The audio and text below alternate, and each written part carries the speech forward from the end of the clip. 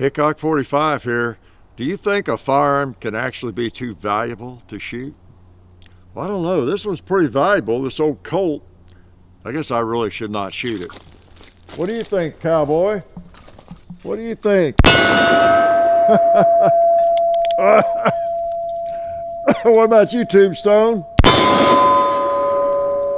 They probably didn't like the fact that I shot it, and I shot them. But let's do it again. Nice. Yeah, I don't know. I should not be firing this gun. Yeah, that was 5. Let's go back up here and talk about it a little bit. Breathe in the wonderful black powder smoke. Yes, this is it. My 1883 Cavalry Colt, made in 1883, issued in 1883, we'll assume, right? So that's the question today.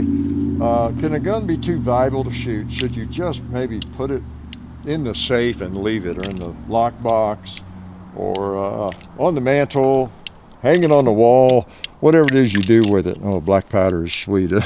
Nice and dirty. Thought we'd answer that question today. Actually, we're not going to answer it. We're going to explore it. You have to have your own answer. Everybody's different.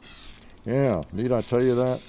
I like to keep that the black powder residue softened and everything, lubes, in case I want to shoot it some more, right?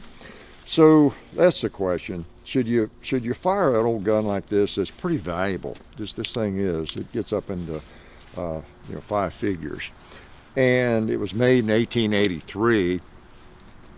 And here I am out here plinking with it like it's a Glock 19 or something, or a Taurus revolver. So what's wrong with me? Lots of things are wrong with me. Speaking of that, I want to thank the people that help us. Bud's Gun Shop, long supporter of the channel, and they're right there on your computer screen, aren't they? We also want to thank Silencer Central, same place, yeah. They do one thing really well, and you have seen the Banished line here in our videos, especially recently. And then SDI, the Sonoran Desert Institute, check them out. Lots of great distance learning opportunities, sdi.edu. A lot of people would not fire this. And a lot of knowledgeable people, actually, not, there are a lot of people who do anything, right? But there are a lot of people who really know firearms, whose opinions that we would all respect, and that we would all think a lot of, and they would say, don't fire that, just look at that, fondle it, admire it, think about the history, and just don't fire it though. You're decreasing the value of it. So am I decreasing the value of it? Could be, because you have seen me fire this gun. And again, this is just one firearm. Many of you have old guns, you have some antiques. I have other antiques, muzzle loaders, from the 1860s, even the 1850s. And you know me, I fire them. So, too valuable to shoot. I would say it comes down to opinion, and some people would shoot it, some would not. If you're going to, as I do, I don't extensively, fire any of these really nice antiques I have. You've seen them in videos. It might seem like I fire them more than I do, because maybe you see the video several times, or I've got 3 or 4 with one of these firearms, and it looks like I'm always shooting it.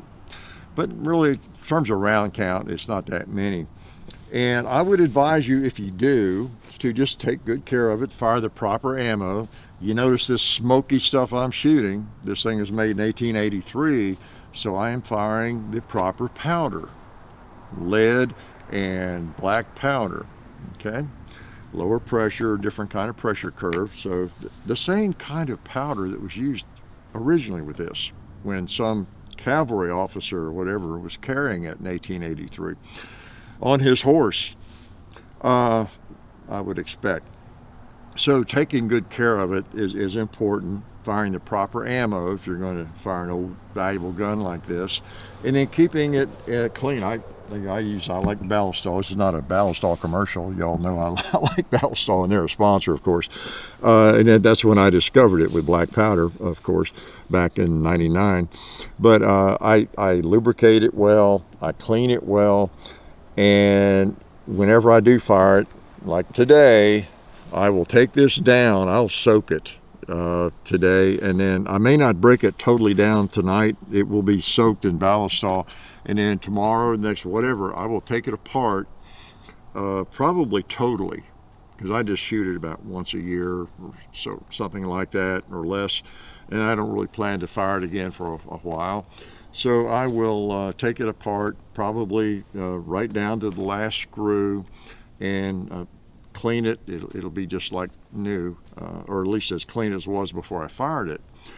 And there's no real damage, done to it. It's not like every time you fire it, you notice the barrel loses some rifling, or the hammer loses some metal, or, it's just, I just don't notice any difference. And over 1,000 years, you might. Now, somebody, I think they used this in the movies, hammered wanted posters on the, on the bulletin board outside the sheriff's office or something. But, so yeah, use the right ammo, correct ammo, nothing overpressured, and then really clean it well, whatever your favorite lube is, and cleaner, maybe nothing too harsh on it if it's a really old antique, something that will help preserve it, and take good care of it that way. And then wipe it down frequently. I never put a pistol away, a rifle or anything, that I don't wipe it down with an oily rag. If I just take it out for 1 second to, I don't know, I just need to look at the serial number or something, I wipe it down, because I don't know for sure where I touched it and where I didn't, and just wipe it down very quickly and put it back in the gun sock. So if you take good care of it, I don't think it matters how valuable it is. There could be exceptions. It could be a firearm that's really fragile for whatever reason, and you just would not want to fire it. Or it might be worth, I don't know, $1 million, and if you fired it, it'd be worth 800,000. I don't know. There's probably some situations like that.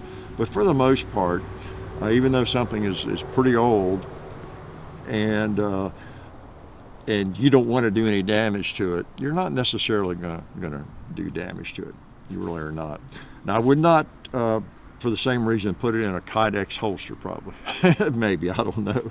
Want to thank, though, Alabama Holster, great little supporter of the channel, and they make great little Kydex concealment holsters. I usually have 1 or 2 on me at all times. Phone holster, pocket holster, belt holster, you name it. I keep my purse holster in my purse, so y'all don't see that one very often, but they make those too. So yeah, pretty cool. And just a couple of thoughts on that, a valuable, really valuable gun. I don't think one, generally speaking, could be exceptions, are really going to be too valuable to shoot if you do it properly, keep it oiled and lubed and clean, and you shoot the proper ammo in it, and you don't fire it too often. You don't just make it a project to wear the thing out. Okay, so what do y'all think about it? I'd be interested, if you have old guns like this, how often do you shoot them? Do you not shoot them at all? So weigh in. Give us your opinion on this sort of thing. But I typically, as you know, just go ahead and take good care of them, but I fire them. So my answer is, it's hard for one to be too valuable to shoot. For me, it's too valuable to just let it lie there in the gun safe or the bank lockbox and never fire it. It's like it's not even a real gun. Life is good. Oh yeah, that's better. This is a great gun for defense. Oh hey, didn't see you guys there. While I've got you here, I want to remind you of our friends over at Talon Grips and Ballistol. Talon Grips makes grips, can you believe it, for all different types of firearms. You can get rough texture or more of a rubberized texture. It just sticks right on there. Really affordable, really cool option to improve the grip for your handguns or rifles. So please check them out at talongungrips.com. You'll be glad you did. And also Ballistol. Dad has been using Ballistol for many years. It's a cleaner and a lubricant, and it's non-toxic. It works really great, and we're happy to have them on board since it's been a part of our shooting endeavor for a very long time. So go to ballistall.com, talongungrips.com, and also while you're out there, I'm juggling all these things here.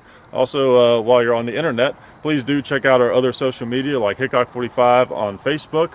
There's also Hickok45 on Twitter, The Real Hickok45 on Instagram. There's a John_Hickok45 on Instagram where I do some things. There's Hickok45.com. You can find us also on Gunstreamer. So check out all that stuff and then watch more videos.